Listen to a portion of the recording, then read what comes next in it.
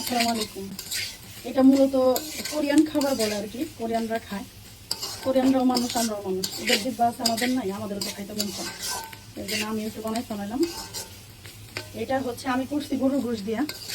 আপনারা ইচ্ছে করলে পরে মুরগির যে ওই যে শাড়ি গোশগুলো আছে ওগুলো দিয়ে করতে পারেন।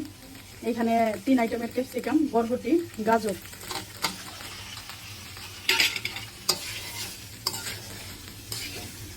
এটা অসম্ভব মজা। এটা হচ্ছে পোলাও, রাইস। আলহামদুলিল্লাহ হয়ে গেছে।